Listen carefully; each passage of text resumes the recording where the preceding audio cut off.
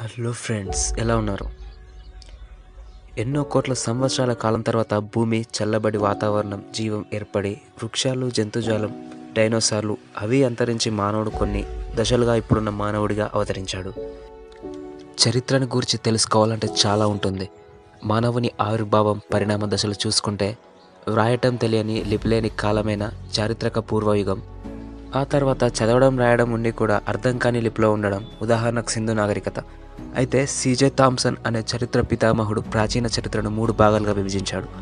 అది రాతియుగం, కాంస్యయుగం, ఇనుపయుగం. అయితే మానవ నాగరికతలో పరిణామ దశలు ప్రాచీన, మధ్య, నవీన శిలాయుగం, తామ్ర, కాంస్య, ఇనుపయుగం. ప్రాచీన శిలాయుగం 5 లక్షల క్రితం ఆవిర్భవించిన మానవుని జీవితాన్ని క్రీస్తుకు పూర్వం 11,000 సంవత్సరాల వరకు గల సుదీర్ఘ దశ. నీగ్రటో జాతికి చెందిన ఈ మానవుడు అడవి జంతువులతో సమాన జీవనం, ఫలాల సేకరణ, కొండ గుహలలో నివాసం, ఎముకలతో రాళ్లతో చేసిన పనిముట్లు వాడేవాడు. మధ్యశిలాయుగంలో మానవుడు సంఘజీవిగా మారి నిప్పును ఆహారాన్ని కాల్చుట, చనిపోయిన వారిని పూడ్చడం, జంతువులను మచ్చిక చేసుకోవడం జరిగింది. నవీన శిలాయుగంలో క్రీస్తుకు పూర్వం 10,000 సంవత్సరాల నుండి 4,000 సంవత్సరాల వరకు గల కాలం. ఈ యుగంలో మానవుడు కుండలను, కుమ్మరి చక్రం, వ్యవసాయం, కొడవలి వాడకం, పశువుల పెంపకం చేయడం జరిగింది. తామ్రశిలాయుగంలో క్రీస్తుకు పూర్వం 4,000 నుండి 3,000 సంవత్సరాల మధ్య కాలం. ఈ కాలంలో కాల్చిన ఇటుకలతో ఇళ్ల నిర్మాణం మరియు రాగి లోహాన్ని ఉపయోగించారు. కాంస్యయుగంలో క్రీస్తుకు పూర్వం 3,000 నుండి 1000 మధ్యకాలం. ఈ కాలంలో మానవుడు ఉపయోగించిన ప్రధాన లోహం కాంస్యం.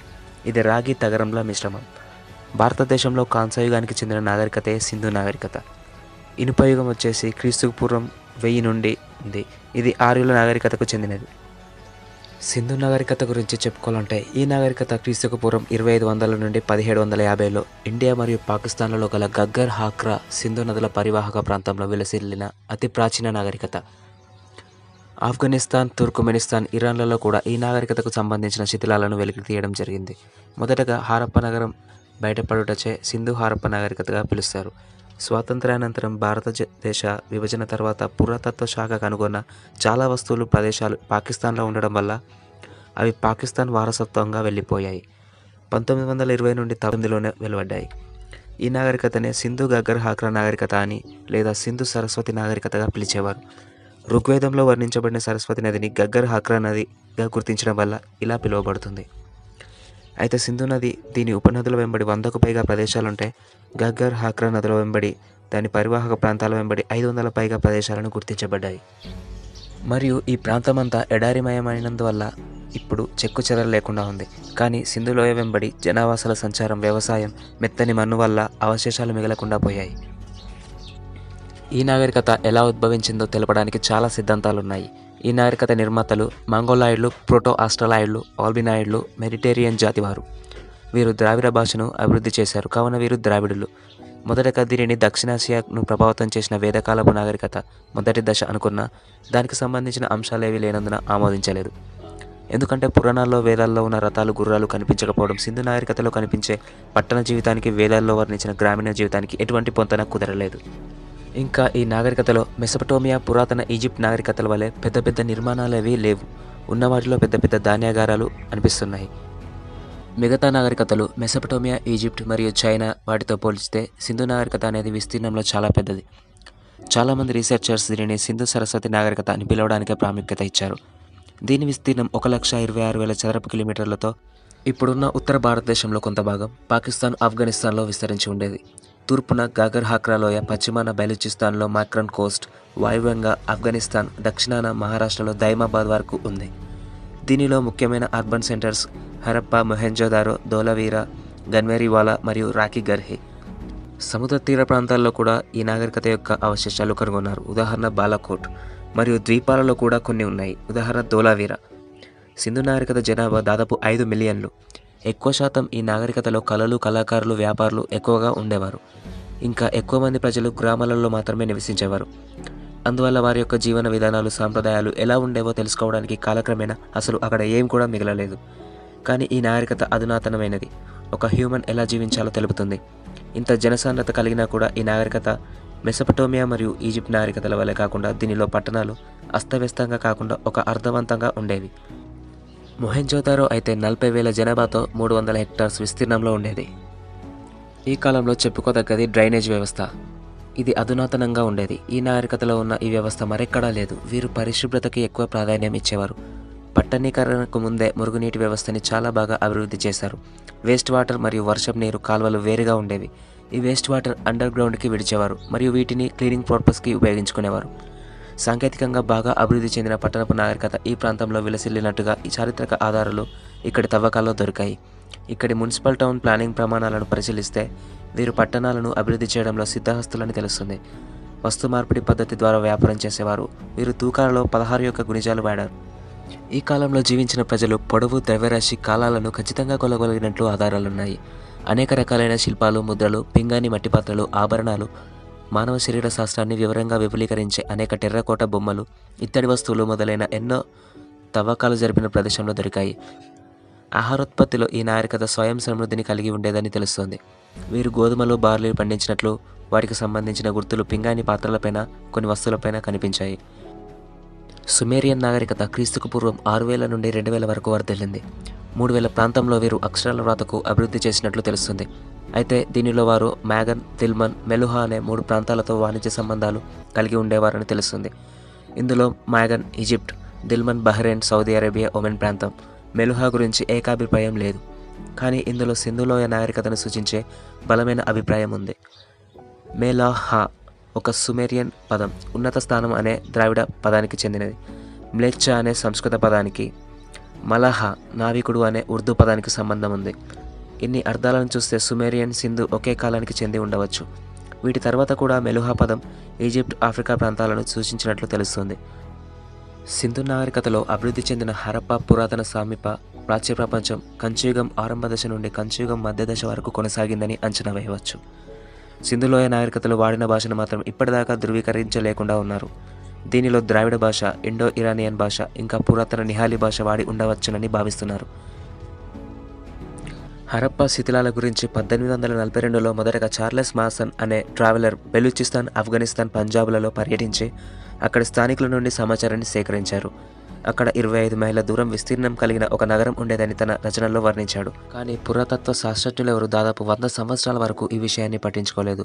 1856లో బ్రిటిష్ ఇంజనీర్లైన John William Brunton East Indian Railway Company కోసం కరాచీ నుండి లాహోర్ వరకు రైలు మార్గాన్ని వేయడంలో కంకర కోసం వెతికే పనిలో అక్కడ బ్రహ్మినాబాద్ అనే శిథిలావస్థ నగరాన్ని చూడగా అక్కడ కాలిన దృఢమైన ఇటుకలు కనిపించాయి.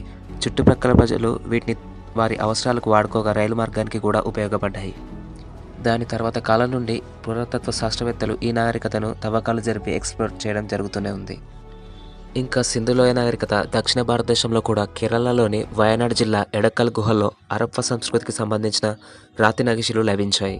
తమిళనాడులో, కర్ణాటకలో కూడా ఈ నాగరికతకు సంబంధించిన అవశేషాలు ఎప్పుడో దొరికాయి. దీనివల్ల ఇది సౌత్ ఇండియాలో కూడా విలసిల్లిందని చరిత్రకారుడు ఎంఆర్ రాఘవ వారియర్ చెప్పారు. దీంతో కేరళలో కూడా లోహయుగాని కంటే పూర్వపు చరిత్ర ఉందని భావిస్తున్నారు. ఈ సింధులోయ నాగరికతలో మెసపటోమియా, పురాతన ఈజిప్ట్ నాగరికతల వల్ల పెద్ద పెద్ద నిర్మాణాలు అవి లేవు. ఉన్న వాటిలో పెద్ద పెద్ద ధాన్యాగారాలు ఉన్నట్లు అనిపిస్తున్నాయి. చేతి పనులతో తయారైన వస్తువులు సుమేరియన్ నగరాలకు సముద్ర మార్గం ద్వారా ఎగుమతి అయ్యేవి. లోతల్ ప్రజలు చేసిన ఓడరేవు నిర్మాణం 219 x 37 మీటర్ల స్థలం విస్తీర్ణంలో తవ్వి ఉంచారు. లోతాల్ ప్రజలు ఏదో ఒక రకమైన అగ్నిపూజ జరిపినట్లు ఆధారాలున్నాయి. దిగువ పట్టణాల్లోని ఇండ్లలో బూడిద ఉన్న ఇటుక గుంటలు, త్రికోణాకారమైన అగ్నికుండలాలు ఉన్నాయి. వీరికి పశువులను బలి ఇచ్చే పద్ధతి ఉన్నట్లు తెలుస్తుంది. ఒక వీధిలో ఇంట్లో చెక్కిన ఆవు ఎముకలు, బంగారు పతకం, రంగు వేసిన పెంకు ముక్కలు, మాంసపు రంగు పూసలు, బూడిద కనిపించాయి. ఇక్కడి ప్రజలు మృతులను పాతిపెట్టేవారు. అయితే వీరు ముగ్గురిని కలిపి ఖననం చేసేవారు. దీనిని ఒక రకంగా సతీ సహగమనంగా భావించవచ్చు. 2001లో పాకిస్తాన్లో మెహ్రగర్ శిథిలాలలో లభించిన మానవ అవశేషాలు పరిశీలన వల్ల తెలిసిందేంటంటే దంత వైద్యానికి సంబంధించిన విజ్ఞానం ఉండేదని తెలుస్తుంది. బతికున్న మానవుల పండ్లలో డ్రిల్ చేయగలగడం కొత్త రాతియుగం నాగరికతలో ఈ ఒక్కచోటే కనిపిస్తుంది. నత్తకూలలపై నగిషీలు, పింగాణి సామాన్లు, మెరుగులు దిద్దిన పూసలు, చాలా హస్తకళలు ఈ నాగరికతలో అన్ని స్థలాల్లో లభించాయి. ఇప్పటికీ భారతదేశంలో కొన్ని చోట్లలో వీటిని తయారు చేయబడుతున్నాయి. తంత్రి వాయిద్యాలు, బూర లాంటి పరికరం, పాచికలు, ఆట వస్తువులు, బొమ్మలు వాడినట్లు తెలుస్తుంది. వీరి ఆదాయం ఎక్కువగా వ్యాపారం మీద ఉన్నట్లు తెలుస్తుంది. హరప్ప, మెసపటోమియా నాగరికతల మధ్య విస్తారమైన సముద్ర వర్తకం ఉండేది. వీరు బొమ్మల లిపిని వాడేవారు. ఇది ఎడమ నుండి కుడికి, ఆ తర్వాత కుడి నుండి ఎడమకు పాము వలె ఉండడం వల్ల దీనిని సర్పలేఖనం అనేవారు. దీనిని ఎవరు ఇప్పటివరకు చదవలేకపోయారు. సింధు ప్రజలు ఎక్కువగా అమ్మతల్లి లేక శక్తిని ఆరాధించేవారు. పశుపతి అనే పురుష దేవుడిని కొలిచేవారని ముద్రిక ద్వారా తెలుసుకోవచ్చు. ఒక వేదికపై కూర్చున్న ముఖాలమూర్తి, దీన్ని ఆవరించి ఏనుగు, పులి, ఖడ్గమృగం, మహిషం ఉండేవి. రావి చెట్టు, స్వస్తిక్ గుర్తు, జంతువులు, చెట్లు, సర్పాలను కూడా పూజించేవారు. మూపురంతో కూడిన ఎద్దు వీరికి ఇష్టమైన జంతువు. లింగపూజ వీరితోనే ప్రారంభమైంది. వీరికి తెలియని జంతువు గుర్రం అని అంటుంటారు. కానీ సుర్కోటడో అనే నగరంలో గుర్రానికి సంబంధించిన అవశేషాలు లభించాయి. వేదాల ఆధారంగా శివారాధన, శక్తి పూజ, లింగారాధన వంటివి సింధు నాగరికత వారసత్వాలుగా చెప్పుకోవచ్చు. మొదట్లో చనిపోయిన వారిని పూడ్చిన తర్వాతి కాలంలో ఖననం చేసి బూడిదను పాత్రలో పోసి ఉంచేవారు. ఋగ్వేద కాలంలో కూడా ఇలాగే చేసేవారు. ఈ సింధు నాగరికతలో గల ప్రధాన నగరాలు హరప్ప. ఇందులో 6 ధాన్యాగారాలు, కాంస్యంతో చేసిన ఎడ్ల బండ్ల బొమ్మలు, హెచ్ ఆకారపు శవపేటిక, నీటి రిజర్వాయర్, రాతితో చేసిన నటరాజ విగ్రహం, ఎర్రరాయితో చెక్కబడిన యక్షుని మొండెం. మొహెంజోదారో, దీనిని మృతుల దిబ్బ అని అంటారు. అన్నిటికంటే పెద్ద నగరం కూడా ఇదే. మహాస్నాన వాటిక కలిగినది. మహాధాన్యాగారం, కాంస్యపు నాట్యగత్తె విగ్రహం, స్టీటైట్తో చేసిన పురుషుని తల ఉండేవి. చాన్హుదారో, పూసల తయారీ, లిప్స్టిక్స్, సిరాబుడ్డిని, పిల్లికి సంబంధించిన ఆనవాళ్ళు ఇక్కడ దొరికాయి. లోతాల్ అనగా సింధీ భాషలో మృతుల దిబ్బ అని. దీనిలో ప్రధాన ఓడరేవు ఉండేది. ఒకే సమాధిలో 2 శవాల అస్థిపంజరాలు. ఇది సతీ సహగమనం అయి ఉండవచ్చు అని అనుకుంటున్నారు. ఇక్కడ దొరికిన ముద్రికలపై ఓడబొమ్మలు ఉన్నాయి. కాలిబంగన్ అనగా నల్లని గాజులు అని అర్థం. ఇక్కడ 7 హోమగుండాలు దొరికాయి. జంతువుల ఎముకలు, నాగలితో దున్నిన ఆనవాళ్ళు బయలుపడిన ప్రదేశం ఇదే. ధోలవీర భారతదేశంలో లభించిన సింధు నాగరికత యొక్క అతిపెద్ద నగరం. ఇందులో రిజర్వాయర్ మరియు ఏకైక స్టేడియం కలిగి ఉన్నది. బన్వాలి గ్రిడ్ విధానంలో కాకుండా వంకర టింకర రోడ్ల నిర్మాణం ఉన్న నగరం ఇదే. ఇక్కడ పులి ముద్రిక కూడా దొరికింది. సుర్కోటడో గుర్రం యొక్క అవశేషాలు లభించిన నగరం. రాతితో నిర్మించిన రక్షణ గోడ గల ఏకైక నగరం. ఇక్కడ దుప్పి ఆధారాలు లభించాయి. మొత్తానికి ఈ సింధు నాగరికత క్రీస్తుకు పూర్వం 1800 సంవత్సరాలు వచ్చేసరికి నెమ్మదిగా బలహీనపడటం మొదలైంది. క్రీస్తుకు పూర్వం 1700వ శతాబ్దానికల్లా అన్ని నగరాలు పాడుబడిపోయాయి. కానీ ఈ సింధులోయ ఉన్నట్టుండి మాయమైపోలేదు. దీని ప్రభావాలు తర్వాత వచ్చిన నాగరికతల్లో కూడా కనిపిస్తూనే ఉన్నాయి. క్రీస్తుకు పూర్వం 1900లో తరచూ వరదలు రావడం వల్ల ఈ నగరం శిథిలం అయిందని కొందరు భావిస్తున్నారు. ఆర్యుల దండయాత్ర వలన అంతమైందని మరికొందరి అభిప్రాయం. ఇంకా ఈ నాగరికత బలహీనపడడానికి గల కారణం వాతావరణ మార్పులు, సింధులోయ ప్రాంతం చల్లగాను తేమరహితంగాను మారడం, ఋతుపవనాలు బలహీనపడడం, మరియు మరొక కారణం గగ్గర్ హాక్రా నది లేక సరస్వతి నది భూమి అంతర్భాగ నిర్మాణం సర్దుబాటు కారణంగా అంతరించిపోవడం వల్ల అక్కడి ప్రాంతమంతా ఎడారిమయం అయినందువల్ల కాలక్రమేణా సింధు నాగరికత అంతరించిపోయిందని భావిస్తున్నారు.